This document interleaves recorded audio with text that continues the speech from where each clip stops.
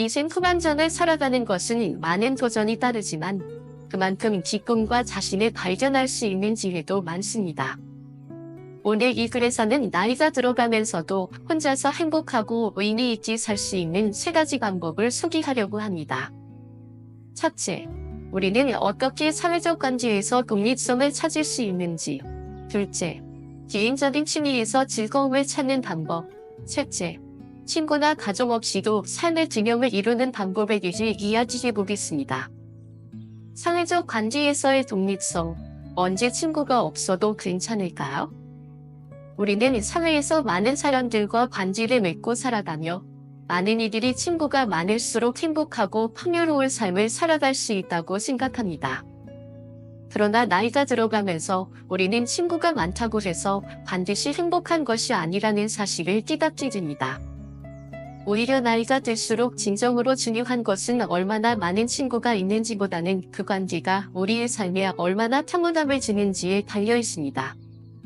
75세의 한 여성은 과거에 많은 친구들을 두는 것이 인생에서 가장 좋은 일이라고 생각했지만 나이가 들면서 혼자 사는 것이 더 평화롭고 행복할 수 있다는 것을 깨달았다고 말합니다. 그녀는 이 경험을 통해 나이가 들수록 혼자 잘 지내는 법을 배우는 것이 얼마나 중요한지 깨닫게 되었습니다. 60대 이상의 많은 분들이 이제는 친구들과 가족과 함께 지내는 것보다 혼자 사는 것이 더 편안하다고 말하는 이유도 바로 여기에 있습니다. 이렇듯 나이가 들수록 우리는 자신만의 독립성을 찾는 것이 필요합니다. 이것은 단순히 사람들과의 관계를 멀리하는 것이 아니라 나에게 진정으로 필요한 관계를 유지하며 불필요한 사회적 압박에서 벗어나는 것입니다. 개인적인 취미에서 즐거움 찾기. 나이가 들어감에 따라 많은 사람들이 취미나 개인적인 활동에서 큰 즐거움을 찾습니다. 혼자서 보내는 시간이 많아질수록 나만의 즐길거리가 얼마나 중요한지 절실히 느끼게 됩니다. 예를 들어 한 할머니는 오랜 시간 혼자 살아오면서 많은 친구나 가족이 없었지만 그녀는 매일 아침 일찍 일어나 창가에 앉아 햇볕을 쬐며 조용한 아침 시간을 보내고는 했습니다. 그런 후 그녀는 독서를 하거나 그리지와 같은 취미를 즐기며 시간을 보냈습니다. 그녀는 종종 자기가 그린 그림을 가까운 친구들에게 나누어 주기도 했고 또한 정원을 가꾸며 예술적인 재능을 발휘하였습니다. 이처럼 혼자 지내는 동안에도 자신이 좋아하는 일을 찾아서 몰두하는 것은 삶의 질을 높이는 중요한 방법입니다. 이 이야기를 통해 알 수 있는 것은 나이가 들수록 우리는 외로움을 느끼지 않기 위해 다른 사람들의 존재에 의존할 필요가 없다는 점입니다. 혼자서도 충분히 즐거움을 찾을 수 있으며 이는 우리의 삶을 더욱 풍요롭고 만족스럽게 만들어줍니다. 자신과의 조화, 다른 사람에게 의존하지 않는 삶을 띄우다. 인생 후반전에서 가장 중요한 점은 자신과의 조화를 이루는 것입니다. 나이가 들수록 우리는 다른 사람들과의 관계에 지치고 그로 인한 피로감이 쌓이게 됩니다. 하지만 나이가 들면서 진정으로 중요한 것은 타인과의 관계에서 벗어나 자신을 사랑하고 돌보는 것입니다. 하나의 할머니는 평생을 남편과 자식들을 돌보며 살아왔지만 이제는 자신만의 공간에서 조용히 살아가는 것에 더 큰 평안을 느낍니다. 그녀는 다른 사람들과의 관계에서 벗어나 자신만의 시간을 가지면서 그 시간을 통해 더욱 사랑스럽고 평온한 삶을 살아가고 있습니다. 이처럼 나이가 들면서 자신과의 조화를 이루는 것은 단순히 혼자 살기를 바라는 것이 아니라 자신을 깊이 이해하고 살아가는 법을 배우는 것입니다. 자신과의 평화를 이룬 사람은 외부에서 오는 혼잡함과 피로감에 흔들리지 않으며 결국 삶의 균형을 잘 잡아갈 수 있습니다. 또한 지역사회에 봉사하는 일에도 힘쓰셨습니다. 지역 동아리에 참여하여 주변 이웃들과 함께 활동하며 담소도 나누셨고 이를 통해 나이가 들어도 사회적 연결을 아예 단절하지 않으시고 자신의 경험과 지식을 다른 이들과 나누셨습니다. 매일매일 자신의 삶을 기록하는 일기를 쓰셨다고 합니다. 아마 여기 계신 분들 중에도 일기를 쓰는 분들이 많으실 텐데요. 일기는 정말 삶에서 소중하게 느껴질 때가 있습니다. 매일의 소중한 순간과 생각을 예지전이 기록하며 나중에 다시 읽어보면서 추억을 되새기기도 합니다. 할머니의 의지는 하루하루의 소소한 기쁨과 감사함을 담고 있었습니다. 왜 혼자서도 즐겁게 지내고 바쁘게 지내셨는지 알 수 있었습니다. 외로움을 느끼지 않는 사람은 자신의 삶을 풍요롭게 만들기 위해 노력합니다. 스스로에게 작은 것에도 감사함을 느끼며 주변 자연과 사람들을 소중히 여기지요. 이분의 이야기를 들으면서 혼자 있어도 충만한 삶을 살아가며 주변 사람들에게도 힘과 용기를 전해주고 있다는 생각이 들었습니다. 나이와 상관없이 자신만의 특별한 방식으로 삶을 즐길 수 있다는 것을 깨달을 수 있었습니다. 그렇다면 우리가 어떻게 하면 이처럼 살 수 있을까요? 5가지 방법을 말씀드려 보려고 합니다. 예천님들도 말씀하셨습니다. 먼저 첫 번째로는 홀로 있을 줄 아는 연습이 필요합니다. 주변 사람들과 적당히 거리두기를 해보세요. 나이 들기 전 우리의 삶의 방향은 위로션에 있었지만 이제부터는 예지만 해도 정말 다행인 삶을 살게 됩니다. 노년에는 세상에 대한 경험이 쌓이게 되는데 경험이란 2가지 측면이 있기 때문입니다. 청년 시절의 경험은 적돌처럼 쌓는 대로 높아지기도 하지만 나이가 들수록 모래와 자갈이 쌓여 굳어진 지층처럼 다져져서 단단하게 짚어집니다. 그래서 이제는 양보다 질이 중요해집니다. 내년의 평가가 정말 소중합니다. 그러나 우리가 인생을 살면서 맺은 인연들 중 내년의 평가를 떼는 몇 가지 인연들로 인해 인생이 고통스러워질 수 있습니다. 특히 노년을 맞이하신 분들 중에서는 자녀 관계에서 거리두기가 중요할 수 있는데요. 부모에게 자녀는 참 어려운 숙제인 것 같습니다. 자식이 어떻게 행동하든 걱정하는 게 부모의 숙명 같지요. 그러나 이제 자식을 내 품에서 보내줄 때도 되었습니다. 자녀가 이제 성인이 되었다면 한 발 물러서서 거리를 두어야 하는 것이지요. 자식이 한없이 어리게 보일지라도 사회에서는 이제 성인입니다. 너무 가깝게 지내기보다는 적당한 거리를 두는 것이 필요합니다. 무소식이 희소식이라 말이 있듯이 아무 일 없고 무탈하게 잘 사는 자식을 둔 것도 부모의 큰 복입니다. 자식이 입장에서도 생각해 볼까요? 자식이 어느 정도 성인이 되면 자신만의 철학이 생깁니다. 부모의 기대와 사랑을 받는 것은 중요한 일이지만 자식 또한 자신의 길을 가야 합니다. 부모가 자녀에게 너무 많은 기대를 갖고 간섭한다면 그 자녀는 더 이상 성장할 수 없습니다. 자식에게 주는 공간이 바로 그 자식이 독립적인 인간으로 성장할 수 있는 기회를 줍니다. 이때 부모가 이야기를 하면 듣기보다는 내 앞길에 강의를 하느냐고 말하기도 하지. 이는 어떻게 보면 자식도 인간이기 때문입니다. 자식을 통제하려고 하지 마세요. 통제를 받는 것을 좋아하는 인간은 그 어디에도 없습니다. 가깝게 지내던 지인들도 마찬가지로 거리를 둘 줄 알아야 합니다. 친하다고 해서 너무 가까이 지내면 아름다운 장미의 가시에 찔리듯이 오히려 성의 가시에 찔리기도 합니다. 하지만 반대로 거리가 너무 멀어지면 우리 인생도 서글퍼지죠. 그래서 너무 멀지도 너무 가깝지도 않은 나로와 같은 관계를 유지해야 합니다. 사람들과 만남을 가져보면서 여러분만의 기준을 세워보는 건 어떨까요? 가깝다고 해서 너무 허물없이 다 이야기하지 마시고 나에게 해를 끼치는 사람이 아니라면 조금 먼 관계라도 너무 매정하게 단칼에 끊어내지 않는 것. 그것이 나이가 들수록 커지는 인생의 질이 아닐까요? 2번째로 나의 미래를 타인에게 맡기지 마세요. 재산이든 경험이든 인생이든 모든 남에게 의지하려고 해서는 안 됩니다. 세상 사람 중 그 누구도 나의 미래를 책임져 줄 수 없습니다. 오로지 나는 나 자신만이 책임질 수 있습니다. 하지만 우리는 나이가 들면 마음과 몸이 약해지면서 누군가가 내 시간과 재산을 주면 나를 책임져 준다는 말에 희망을 품기도 하죠. 그래서 많은 분들이 자식에게 돈을 주기도 하지만 어떤 경우라도 이때 꼭 유의하셔야 할 것이 있습니다.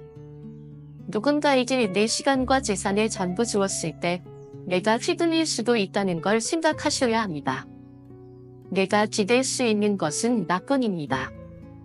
누군가 잘해준다고 해서 상대의 마음먹기에 따라 언제든 나의 자유가 제한될 수 있는 조건이라면 절대로 그에게 여러분의 시간과 재산을 주어서 안 됩니다. 노후에는 경제적으로 불안정할 수밖에 없습니다. 특히 한국의 현실은 더욱 그렇죠. 그러니 그간 살아온 인생의 열매를 수확하여 그것으로 살아갈 수밖에 없습니다. 혼자 사는데 지장이 없을 정도의 재산은 반드시 가지고 계셔야 합니다. 그러면 자식에게도 주면 안 되냐고 묻는다면 자식에게 물려주는 건 좋지만 봐주는 것은 좋지 않다는 말입니다. 요즘은 하늘이 내려진 이면에 저버린 채 늙은 부모를 반치했다는 소식이 심심찮게 들려옵니다. 얼마 전 청원에서 난리 난 사연인데요. 자식들이 버리고 도망가서 3년간 찜질방에서 지낸 80대 할머니의 사연을 아시나요? 이 할머니에게는 무려 6명의 자식들이 있었다고 합니다. 이 이야기를 들은 많은 이들이 가슴 아파했죠. 할머니는 자식이 되어 등록금을 마련하기 위해 나무에서 노예를 치다 떨어져 허리가 새어든 휘어졌을 할아버지와 평생을 자식을 위해 살았다고 합니다.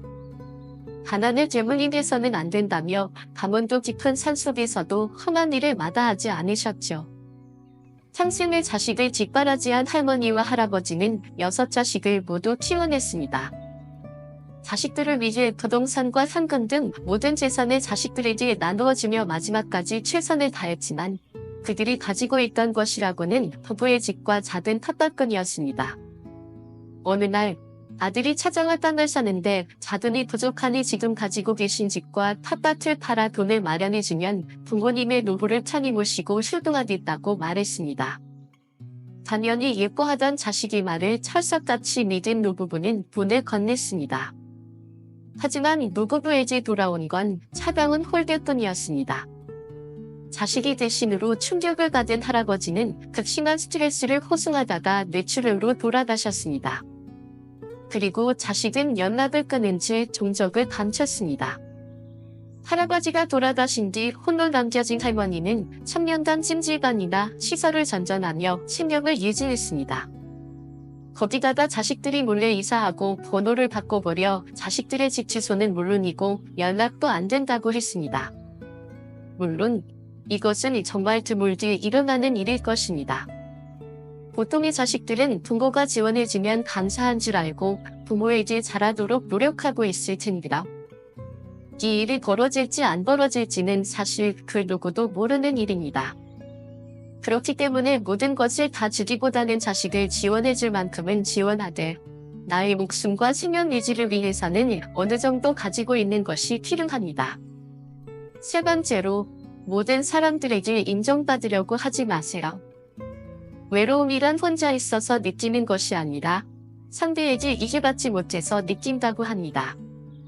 그래서 혼자 잘 지내는 사람들은 인간관계에서 모든 사람들과 꼭 잘 지내려고 애쓰지 않습니다. 물론 무리하게 굴어서는 안 되겠지만 오는 인연은 막지 않고 가는 인연을 굳이 잡지 않는 것입니다. 그리고 모든 사람들에게 인정받으려고 하지 않으며 자신은 인정을 잘합니다. 서로가 다르다는 것을 인정하고 서로가 맞지 않는다면 그것 또한 인정합니다. 만약 살다가 나와 결이 맞지 않는 사람이 있다면 또는 나를 무시하는 듯한 기분이 드는 사람을 만난다면 그런 인연과 애써 관계를 이어나가려 하지 마시고 조용히 침묵하며 흘려보내보세요. 물론 그 사람의 태도에 기분이 좋을 수는 없겠지만 그 사람과의 관계를 억지로 이어가려 하지 않는 것이 오히려 내 마음의 평화를 유지하는 길이 될 것입니다. 때로는 무시한 일도 견변히 차지 못하고 하나도 못하는 내가 바보같이 느껴지기도 하고 그래서 무리하여 센척을 해보기도 합니다. 하지만 우리가 살아온 세월을 되돌아보면 그런 인연들은 차라리 빠르게 멀어지는 것이 낫지 않았나 싶습니다. 그래서 우선 그런 인연은 되도록 빨리 피하는 게 상책입니다.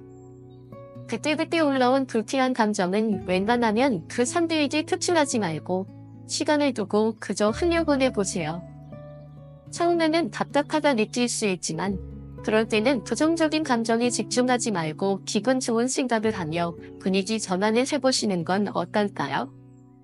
몸을 움직여보면서 내가 좋아하는 일들을 하면 생각보다 빠르게 부정적인 감정이 날아갑니다. 처음엔 힘들어도 계속해서 부정적인 감정에서 빠져나오는 연습을 반복하다 보면 어느새 부정적인 감정보다 긍정적인 감정을 많이 느끼게 됩니다. 나중에 곰곰이 생각해보면 내가 그때 침묵하지 않았다면 일이 더 커졌을 수도 있겠다는 생각이 드실 것입니다. 그렇게 내가 모든 사람들로부터 인정받고 이해받고 싶은 마음이 없어지면 자연스럽게 타인의 기대에 맞출 필요가 없게 됩니다. 그 사람에게 굳이 인정을 바라지 않기 때문에 타인에게 신경 쓰지 않지요. 오히려 나에게 집중할 수 있는 시간이 늘어납니다. 내가 무엇을 좋아하는지, 무엇을 싫어하는지, 무엇을 했을 때 만족하는지 알아차려 보세요. 세상에는 나와 결이 비슷한 좋은 사람들을 만나기에도 바쁩니다. 그런데 굳이 선전도 다른 사람들과 얽혀서 얼굴 붉힐 필요가 없지요. 네 번째, 너무 나이를 의식하지 마세요. 무년으로 전하며 이제 인생 후반전을 준비하는 분들 중 지난날을 안타까워하는 분들이 있습니다. 와, 내가 언제 60살이 됐지? 이렇게 이른 나이가 되었네 이런 식으로 숫자를 너무 의식하게 되지요.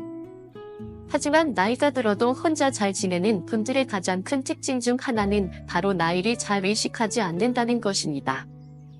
내가 지금 몇 살이기 때문에 내 나이에 맞춰서 뭔가를 해야 한다는 틀에서 벗어나야 합니다. 일종의 강박과 같은 틀에서 벗어나야 새로운 걸 도전할 때에도 남의 눈치를 보지 않습니다. 특히 요즘은 새로운 취미를 즐기시는 분들이 많으신데요. 얼마 전 70대의 할머니가 트로트 가수를 좋아하게 되며 생활에서 활력을 찾고 이전에는 웃음도 잃었지만 이제 매일매일 웃고 있다고 고마워하는 모습을 본 적이 있습니다. 이처럼 새로운 걸 하면서 재미난 인생을 살 수 있는 것인데 나이를 의식하게 된다는 것은 결국 남을 많이 의식하게 된다는 뜻입니다. 그래서 뭐든지 도전은 젊은 사람이 하는 것이라는 세상의 통념에 따르게 될 확률이 높아지지요. 그런데 우리는 잘 알지 않나요? 꽉 채워진 것을 비워야 비로소 좋은 것으로 채워진다는 것을요. 내 안에 가득 찬 고정관념을 쏟아내고 내 나이에 대한 인식을 잊어버리게 된다면 어떨까요? 그러면 언제든 새로운 것을 시작할 수도 있고 누군가 내게 새로운 제안을 해왔을 때 팬티리 웃으며 받아들이는 여유도 생기지 않을까요? 다섯 번째, 취미생활과 배움의 끈을 놓지 마세요. 요즘 넥슬 시대를 맞아 혼자서도 재미있게 사는 분들의 이야기가 많습니다. 어떤 분은 렌트 이후에 새로운 도전을 위해 바리스타 자격증을 땄다고 합니다. 이전의 인생보다 더 즐겁게 살고 있다고 하죠. 처음에는 나이가 많아서 힘들 줄 알았지만 자신의 열정과 호기심을 통해 어려움을 극복했습니다. 마침내 바리스타 자격증을 따기 위한 과정을 시작했고 그에 따라 커피에 대한 지식과 기술을 익혔습니다. 과정 중에는 많은 도전과 어려움이 있었지만 포기하지 않았습니다. 오히려 배울 때마다 새로운 성취감을 느끼며 더욱 힘을 얻어갔습니다. 어려움이 있으면 그 과정에서 즐거움을 느끼려 하셨다고 합니다. 시대를 통해 배우며 성장할 수 있기 때문이지요. 항상 긍정적인 마음가짐으로 임하며 주변 사람들의 동의와 격려도 큰 힘이 되었습니다. 자격증을 딴 후 지역 커피숍에서 일하게 되셨는데요. 매일 아침 일어나 커피를 내리며 사람들에게 행복을 전달하는 일을 힘쓰고 있다고 합니다. 커피에는 전문 지식과 정성이 잠겨 있어 많은 사람들이 찾게 되었고 커피를 만드는 과정에서 진정한 소통과 연결의 중요성을 깨달았다고 합니다. 손님들과 이야기를 나누고 따뜻한 웃음과 격려를 전해주며 작은 소중한 순간을 함께 나누곤 했지요. 바리스타로서 노년의 새로운 삶은 이분에게 큰 만족감과 보람을 주었습니다. 일과 취미를 결합시켜 삶을 즐기며 다른 이들에게도 희망과 동기를 전해주고 있습니다. 이걸 보면 나이가 들어도 새로운 도전을 통해 성장하고 삶을 즐길 수 있다는 것을 알 수 있어요. 그리고 노인이라는 나이와 상관없이 자신의 열정과 노력으로 새로운 분야에서 놀라운 성과를 이뤄낼 수 있다는 것을 알려주고 있습니다. 이처럼 노년 뒤에 접어들수록 취미를 갖는 것이 좋습니다. 만약 그것이 누군가와 함께 즐길 수 있는 취미라면 더 좋겠습니다. 공통 취미는 가장 자연스러운 소통의 창구가 될 수 있으니까요. 물론 그렇다고 꼭 함께 하라는 것은 아닙니다. 새로운 취미를 통해 즐거움을 느끼는 게 중요한 것이죠. 만약 취미가 딱히 없는 분이 계시다면 오늘부터 내가 무엇을 했을 때 행복감을 느끼는지 생각해 보시는 건 어떨까요? 적어도 일주일에 한 번이라도 꼭 여러분만을 위한 하루를 보내보시는 것은 어떨까요? 어찌 보면 홀로서기의 연습이기도 하니까요. 만약 무슨 취미를 찾지 못하겠다면 가까운 지역센터를 방문해보는 것도 괜찮습니다. 요즘은 다양한 프로그램들이 열리기도 하더라고요.